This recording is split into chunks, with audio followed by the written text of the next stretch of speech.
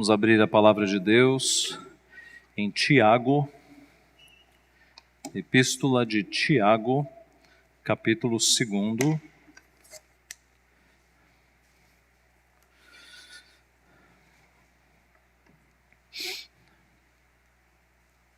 No último domingo, os irmãos se lembram que, após Pedro ser libertado da prisão, ele foi aos crentes que estavam reunidos na casa da mãe de João Marcos e deu instruções para que, dizendo que ele fugiria, mas que fosse passadas instruções a Tiago, irmão do nosso Senhor Jesus, que é este aqui que escreveu a epístola. Nós costumamos falar meio-irmão de nosso Senhor Jesus, porque ele era irmão por parte de mãe, mas Jesus não teve um pai físico. O pai de Jesus foi o Espírito Santo, né? No sentido de concepção, exatamente. Então nós temos aqui Tiago, que era irmão de Jesus, ou meio-irmão de Jesus, escrevendo essa epístola. E na sequência, Tiago, ele vai se tornar uma liderança natural. Lá em Atos 15, que acontece um bom tempo depois da escrita dessa epístola, é Tiago quem é o pastor de Jerusalém, que está moderando o concílio de Jerusalém. Então não vamos ler a epístola toda, mas vamos ler um trecho, que é Tiago capítulo 2, de 14 a 26. Tiago 2, de 14 a 23, que é um trecho da carta que ele escreveu. Meus irmãos, qual é o proveito se alguém disser que tem fé, mas não tiver obras? Pode acaso semelhante fé salvá-lo?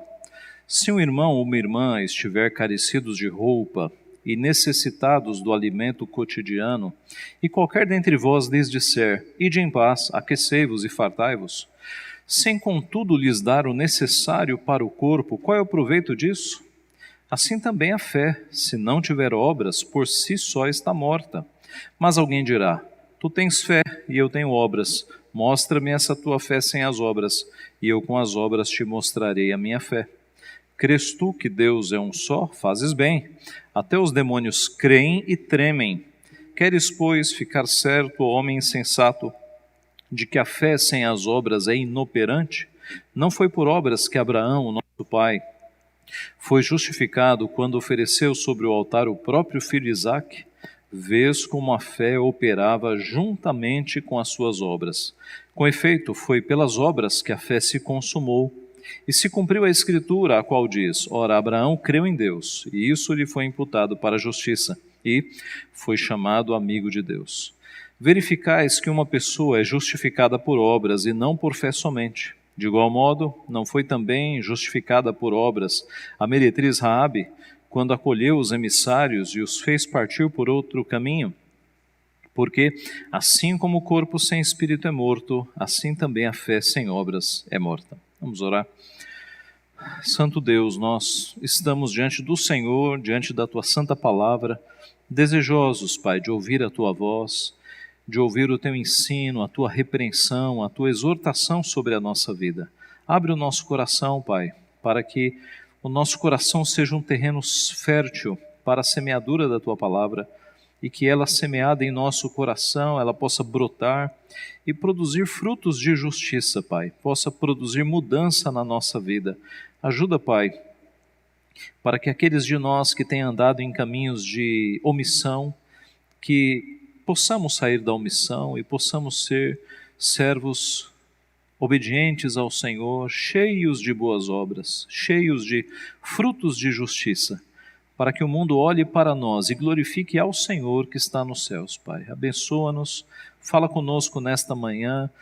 Ó Pai Santo, usa o Teu Santo Espírito a abrir a nossa mente para que possamos ver a Tua verdade e que pedimos, Ele aplique a Tua verdade no nosso coração, para que ela fique ali inesquecível, indelével, um lembrete contínuo de como nós devemos viver perante o Senhor. Abençoa-nos, Pai, é o que nós pedimos humildemente, em nome de Jesus. Amém. Se você fosse levado a um tribunal sob a acusação de ser um cristão, será que haveria provas suficientes ali para te condenar como um cristão? Em outras palavras, e vindo para o nosso tema. Quantas pessoas você ajudou nesta semana? Quantas pessoas você ajudou nesta semana? Consegue se lembrar? Será que você ajudou alguém nesta semana? De alguma forma? De alguma forma? Você tem se preocupado com isso? Em ajudar pessoas? Em amar o próximo? E o próximo é todo aquele que Deus coloca no teu caminho? A tua fé é operante ou é uma fé estéril? Que você conhece as coisas corretas, se diz crente, mas durante a semana, mudança nenhuma, ação nenhuma. Eu repito, quantas pessoas você ajudou essa semana? Quantas pessoas foram beneficiadas pelos teus atos, pelas tuas palavras, pela tua vida? Meus irmãos, na igreja primitiva, nos primeiros séculos da igreja, os crentes eram conhecidos como aqueles que faziam boas obras, com aqueles que ajudavam todo mundo. Quando os romanos, que seguiam outras religiões, quando as suas mulheres tinham filhos homens, eles eram acolhidos. Mas em muitas casas, quando nascia uma menina, a menina era rejeitada, era jogada na sarjeta. Sabe quem ia buscar essas meninas na sarjeta? Os cristãos. Eram os cristãos que adotavam essas meninas. Os cristãos, eles eram conhecidos pela sociedade como aqueles que faziam o bem, como aqueles que faziam as boas obras, aqueles que cuidavam dos doentes, aqueles que cuidavam dos órfãos, aqueles que cuidavam das viúvas. Hoje, no nosso país, a imagem de cristão ou a imagem de evangélico é péssima, é péssima. Eu acho que é a pior possível, não é? E por vários motivos. Políticos que escandalizam o nosso nome, artistas que escandalizam o nosso nome, pastores milionários escandalizando o nosso nome, é escândalo para todo lado. E Deus está vendo tudo isso. E Deus já disse, é inevitável que venham escândalos, mas ai daquele por meio de quem vem o escândalo. Todo esse pessoal que está escandalizando vai receber o justo juízo de Deus. O fato é, meus irmãos, que não adianta a gente jogar a culpa só para eles também. Porque, da mesma forma que nos primeiros séculos a igreja, os crentes eram conhecidos como aqueles que cuidavam, aqueles que amparavam, aqueles que faziam o bem, os crentes dos nossos dias não têm essa fama. Por quê? Porque são omissos.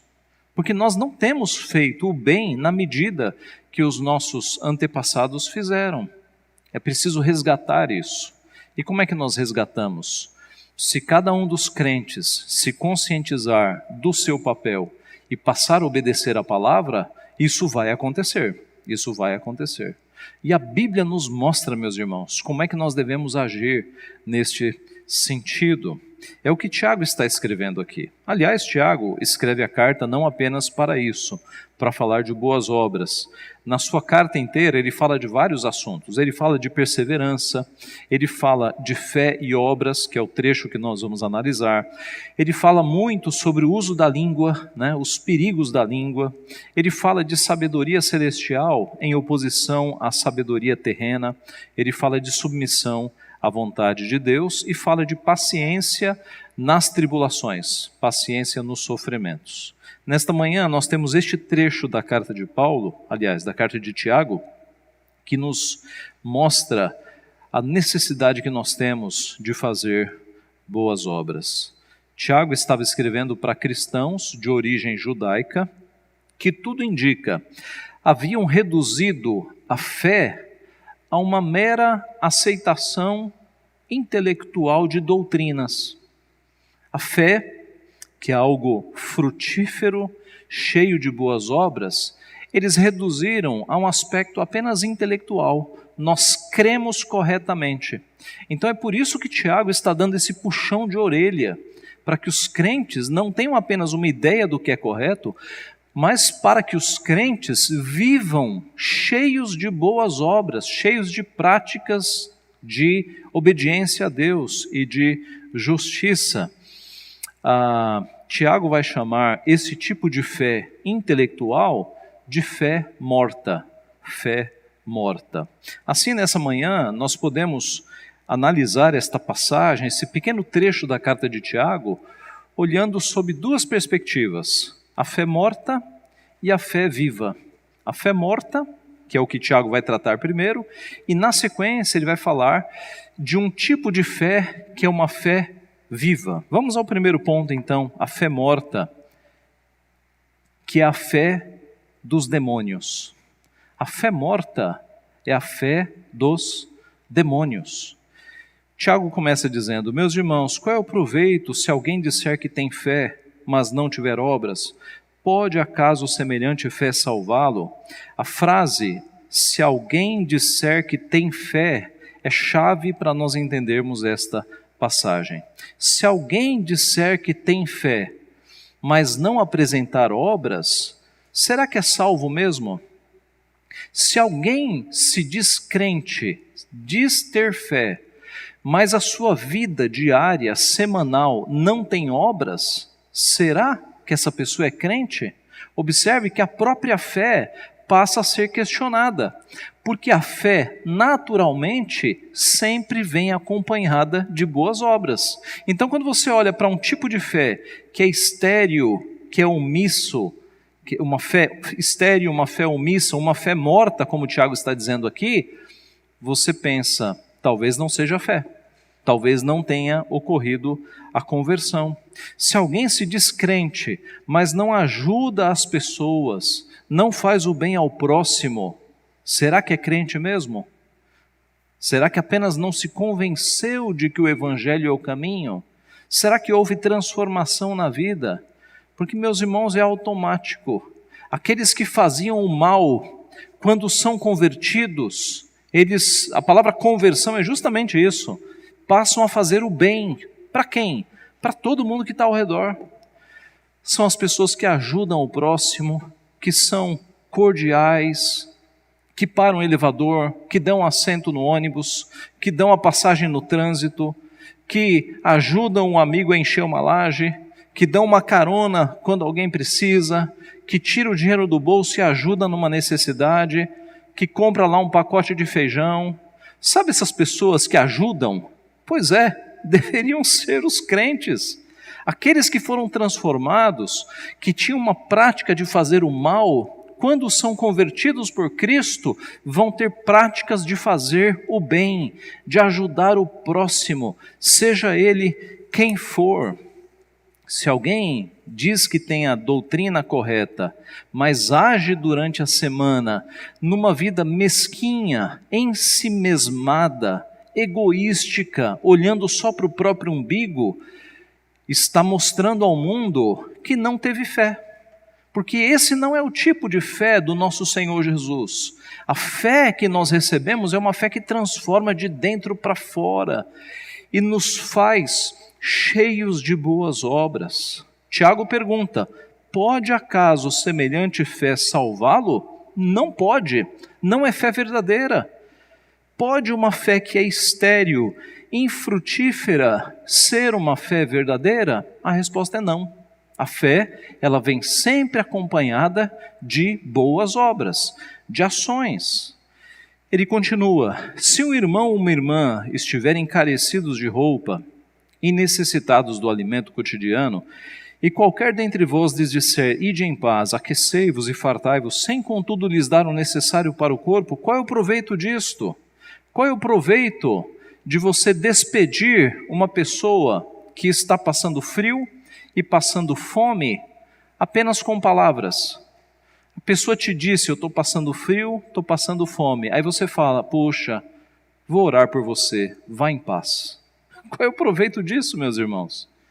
Se nós não pegarmos uma roupa e dermos para essa pessoa, se nós não pegarmos um alimento e dermos para essa pessoa. Me ocorre aqui algo que eu ouvi, acho que há 2 semanas, uma tia minha contando de qual era o comportamento da minha avó, lá no Ceará, lá no sertãozão do Ceará. Ela disse que certa vez uma jovem muito pobre, a minha família vivia numa região do Ceará muito pobre, muito mesmo, né? Mas lá onde vivia e ainda vive a minha família, não é tão pobre porque tem açude. E onde tem água no Ceará, aí você tem condições de plantar alguma coisa, né? Então a fazenda lá ajudava muitas vilas mais pobres. E minha avó, crente, né, todo mundo crente lá, e certa vez uma jovem apareceu e disse: Dona Hélia, a senhora não tem aí uma roupa para me dar, um vestido? Porque eu não tenho nada para vestir. Esse vestido que eu estou vestindo é da minha irmã. Ela me emprestou para eu vir aqui falar com a senhora. E a minha avó falou assim: minha filha, eu acabei de dar as roupas que eu tinha aqui. Mas espera aí. Minha avó tirou o vestido. Toma, minha filha, passa uma aguinha e o vestido é teu. E passou aguinha nada. A jovem vestiu o vestido e foi embora. Meus irmãos, esse tipo de comportamento é o que revela o que é ser crente, o que é ser discípulo de Jesus Cristo. Muito mais aquilo que você fala. Falar é fácil, irmãos. Falar todo mundo fala. Agora, são gestos assim que revelam que você é diferente, que você é discípulo de Cristo. Estão percebendo, irmãos? É por isso que Tiago está batendo tão forte aqui, num tipo de fé que ela é só por palavras, ela não se manifesta em ações. Mas o mais eloquente a mensagem mais eloquente e mais poderosa que nós podemos passar para a nossa sociedade não está em palavras, está na comprovação das palavras por meio de atos, de nós nos doarmos às pessoas, de nós darmos até aquilo que nós não temos em abundância, mas nós ajudarmos as pessoas. Assim também, a fé, se não tiver obras, por si só está morta. Olha a fé morta aqui. O que é uma fé morta? É uma fé sem obras. Se a sua fé em Cristo, ela não tem obras acompanhando, ela é uma fé morta. Ela talvez nem seja fé. Talvez nem seja fé.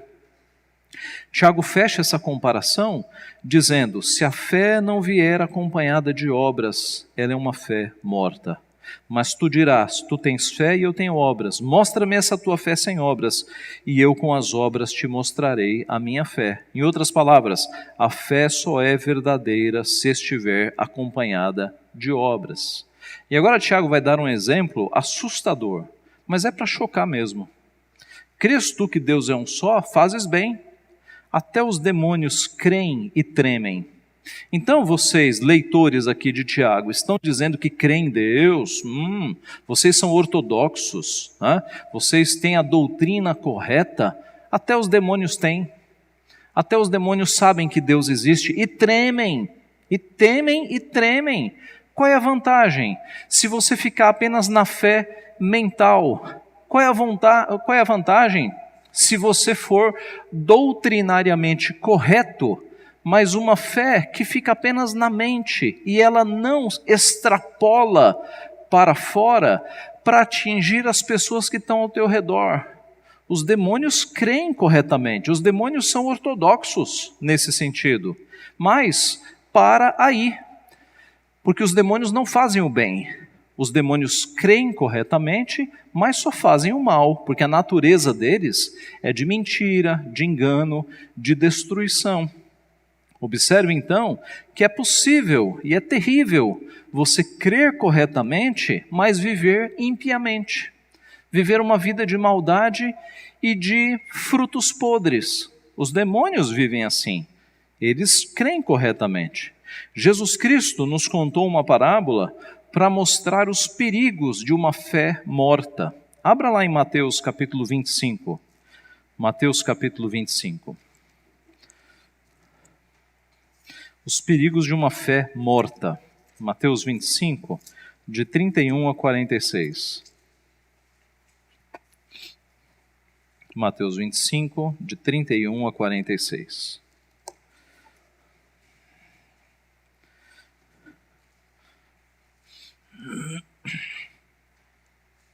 Mateus 25, 31 a 46.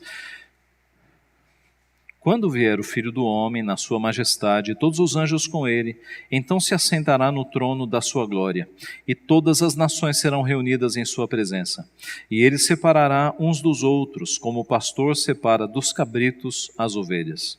E porá as ovelhas à sua direita, mas os cabritos à esquerda. Então dirá o rei aos que estiverem à sua direita: Vinde, benditos de meu Pai, entrai na posse do reino que vos está preparado, desde a fundação do mundo. Porque tive fome e me destes de comer, tive sede e me destes de beber, era forasteiro e me hospedastes, estava nu e me vestistes, enfermo e me visitastes, preso e fostes ver-me. Então perguntarão os justos: Senhor, quando foi que te vimos com fome e te demos de comer, ou com sede e te demos de beber? E quando te vimos forasteiro e te hospedamos, ou nu e te vestimos?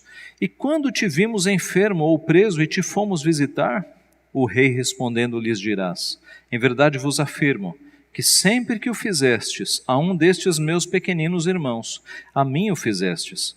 Então o rei dirá também aos que estiverem à sua esquerda: Apartai-vos de mim, malditos, para o fogo eterno, preparado para o diabo e seus anjos, porque tive fome e não me destes de comer, tive sede e não me destes de beber, sendo forasteiro não me hospedastes, estando nu não me vestistes, achando-me enfermo e preso, não fostes ver-me.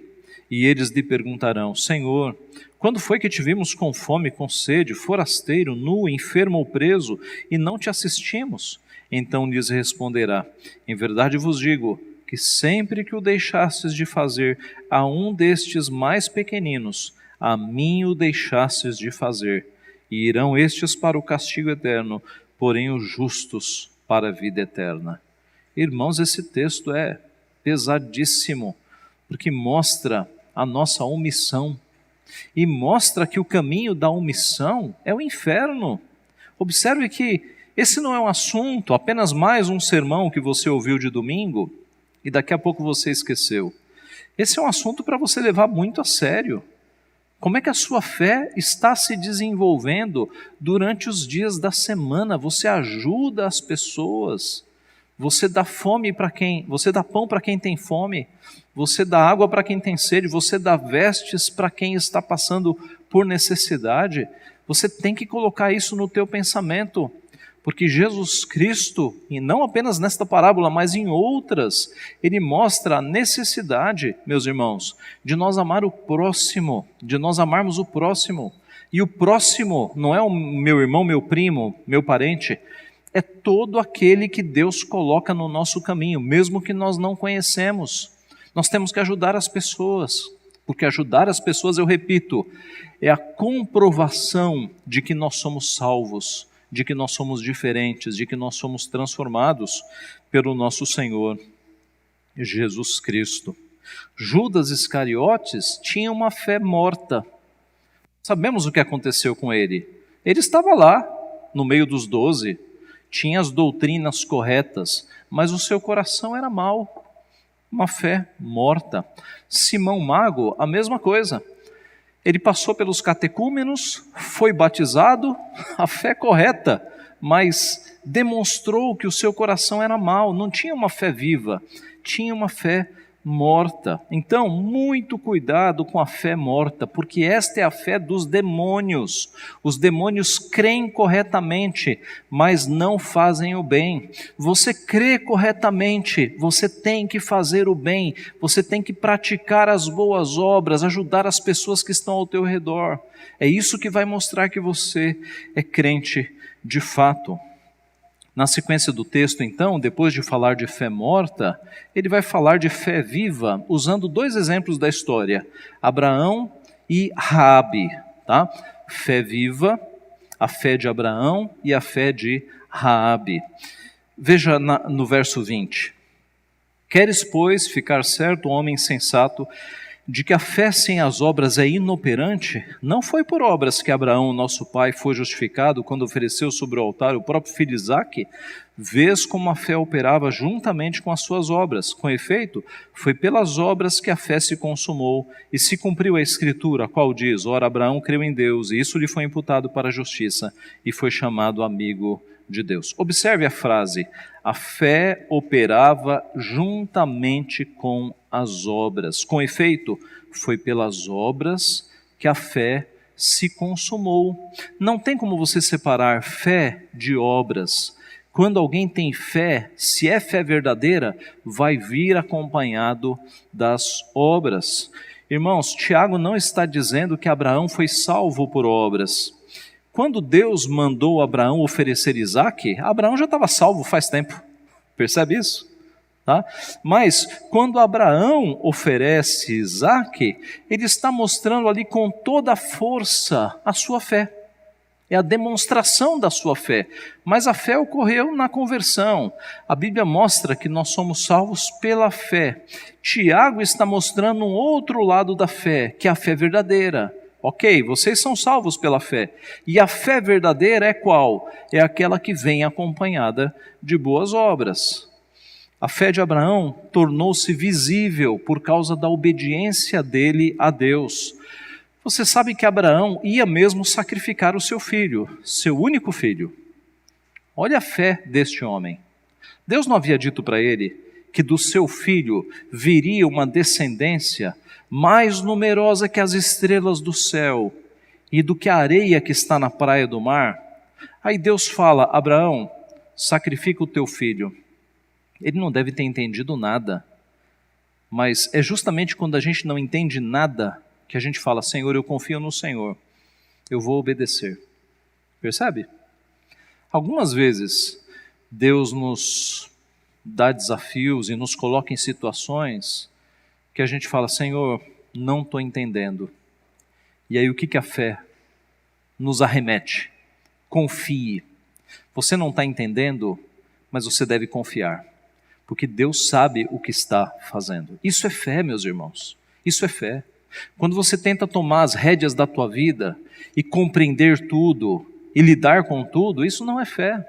Fé é quando você está numa posição de fragilidade, de impotência, de falta de poder, você não sabe o que está acontecendo, você fala: Senhor, eu confio no Senhor, a minha vida está nas tuas mãos, eu confio no Senhor. Isso é fé.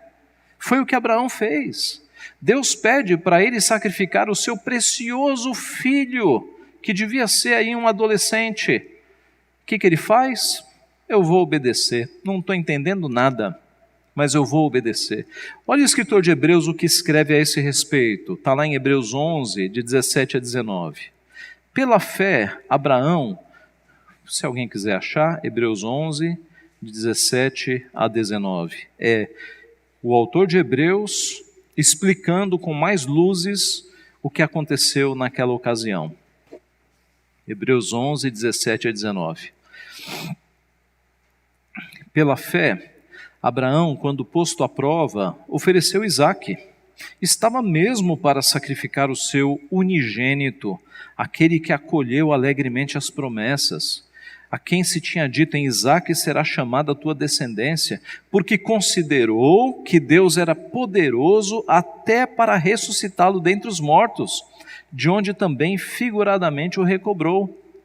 Então, por que Abraão ia mesmo sacrificar o seu filho? Porque ele confiou, e ele sabia que Deus podia ressuscitar o seu filho. Agora observe, onde é que está a fé de Abraão? Está na história inteira, não é? Porque se Deus mandar você sacrificar o teu filho, você vai ter coragem de sacrificar o teu filho? Abraão se entregou e ia mesmo sacrificar o seu filho. E Abraão cria que Deus era poderoso para, depois que Abraão cravasse o punhal no coração do filho, Deus recobrasse o seu filho à vida. E observe que até este momento da história, nunca houve ressurreição em Israel. Abraão não tinha exemplos de ressurreição para dizer: não, vai acontecer como... Não tinha nenhum exemplo de ressurreição ainda. Por isso que Abraão é chamado o pai da fé, meus irmãos, porque nessa situação de não entender o que está acontecendo, ele se entregou, ele falou: Senhor, eu confio, eu vou obedecer. E se Deus prometeu que a minha descendência será numerosa, Deus vai dar um jeito, Deus vai ressuscitar esse menino. Abraão, então, meus irmãos, eu repito, ele não foi salvo pelas obras. Neste momento ele já tinha sido salvo há tempos, ele estava andando já há um bom tempo com o seu Deus. Mas esse tipo de fé, que ele, digamos, extrapola o nosso coração e a nossa mente, e se manifesta em atos de obediência como este aqui, ao ponto de sacrificar o próprio filho, é este tipo de fé que é fé verdadeira, que é uma fé que se evidencia por meio de obras, uma fé que obedece. Tiago diz ainda: verificais que uma pessoa é justificada por obras e não por fé somente. Olha, aqui talvez você tenha a impressão de que Tiago está falando algo diferente de Paulo, de que Tiago esteja contradizendo Paulo, mas não. Na verdade, há um tratamento da fé de pontos de vista diferentes, né? É como uma moeda que tem dois lados. Paulo está falando de um lado da moeda e Tiago está falando do outro lado, tá?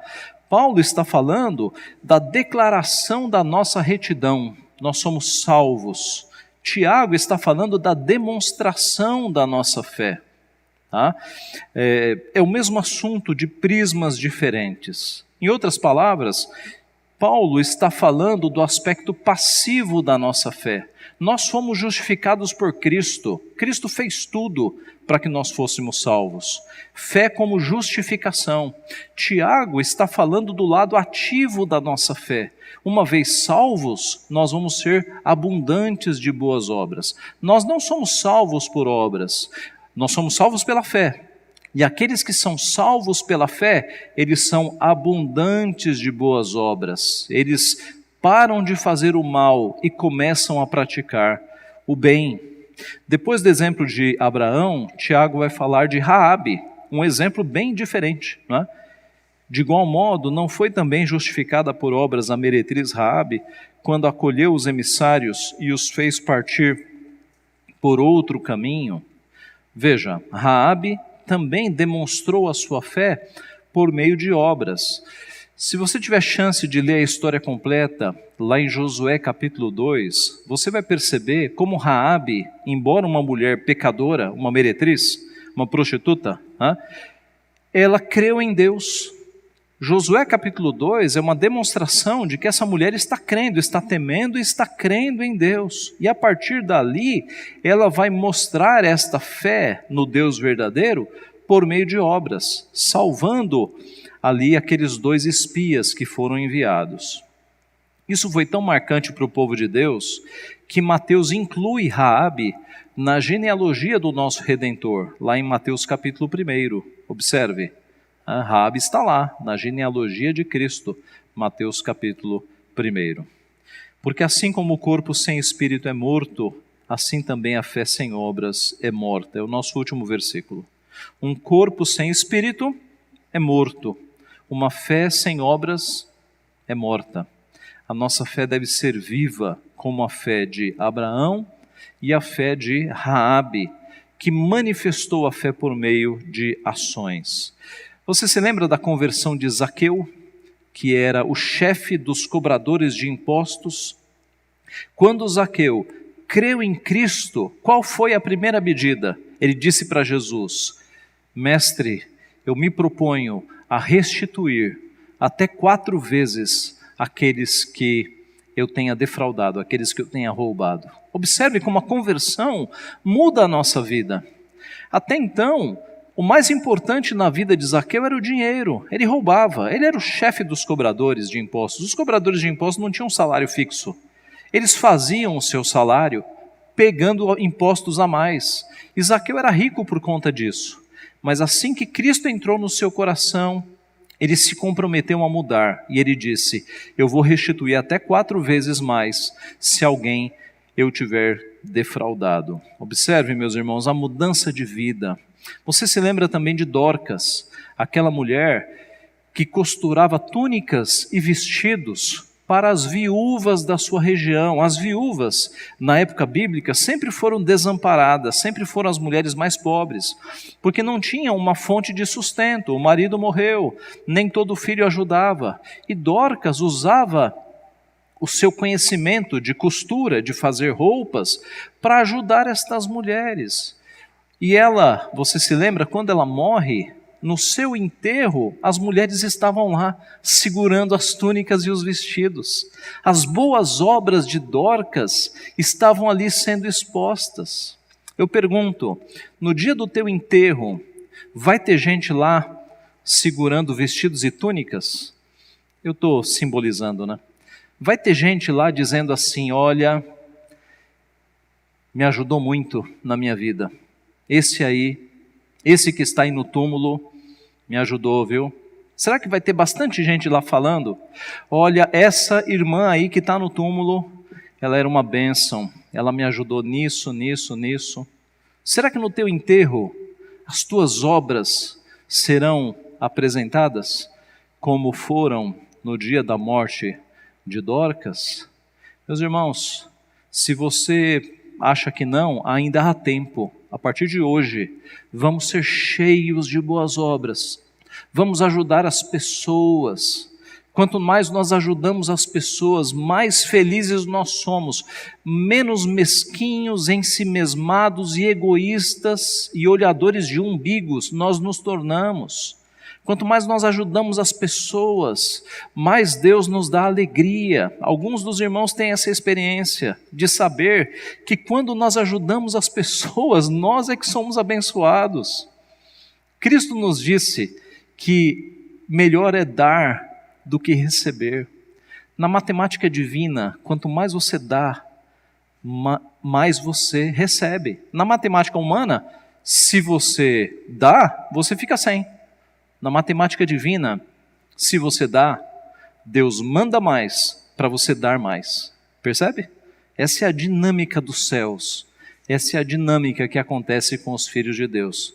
Então ajude as pessoas, ajude nas carências que elas tiverem. Se alimento, alimento, se roupa, roupa, se dinheiro, dinheiro. Ajude as pessoas. Ore a Deus falando, Senhor, eu quero ajudar. Manda pessoas e Deus vai mandar. Pode ter certeza, vai aparecer.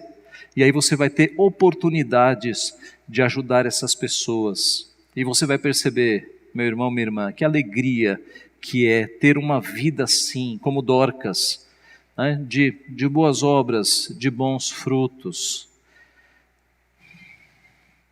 Deus nos chamou para amarmos o nosso próximo como a nós mesmos. A parábola do bom samaritano mostra isso. Né? Aquele samaritano ajudou um homem que havia sido espancado sem conhecer aquele homem. Pegou o homem, pensou, cuidou das feridas, levou para uma hospedagem. Jesus mostra ali o que deve se fazer com o próximo. E o próximo é quem Deus coloca no nosso caminho, mesmo que desconhecido. O que Deus espera de nós, meus irmãos? Que a nossa vida adorne o Evangelho. Que nós sejamos pessoas ajudadoras, pessoas gentis, pessoas cordiais, no trânsito, na vizinhança, no nosso trabalho, na nossa família, na nossa escola, na nossa igreja. Quando as pessoas carentes chegarem perto de nós, nós devemos ser aquele poço de ajuda em todos os sentidos. Concluindo, se você fosse levado a um tribunal sob a acusação de ser um cristão, haveria provas ali para te incriminar? Ou então, a segunda pergunta, nesta semana que se passou, você ajudou pessoas? E aqui vai o desafio. Nessa semana que começa hoje, quantas pessoas você vai ajudar? Ore a Deus. Senhor, eu quero ser esta pessoa cheia de boas obras. Manda as pessoas para que eu possa ajudar. Manda as pessoas. E assim, meus irmãos, com uma vida repleta de boas obras, as pessoas vão olhar para nós e vão glorificar a Deus. Vão olhar para nós e falar, olha, esses crentes aí, impressionante, viu? Impressionante. Discordo da religião, mas aprecio a vida destes homens e dessas mulheres. Isso aconteceu no passado. E nós podemos fazer acontecer hoje. E não ache que a igreja, instituição, vai fazer isso acontecer. Meus irmãos, a igreja somos nós. Nós somos as pedras que vivem.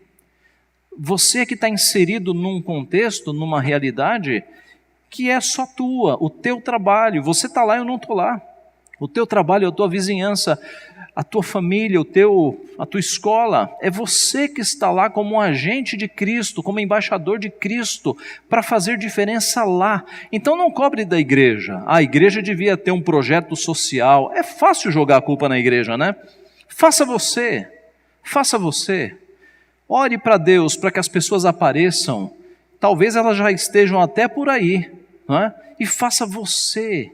Os exemplos que eu citei aqui são exemplos pessoais. Dorcas, Zaqueu, eram pessoas que a partir da sua vida abençoaram aqueles que estavam ao redor.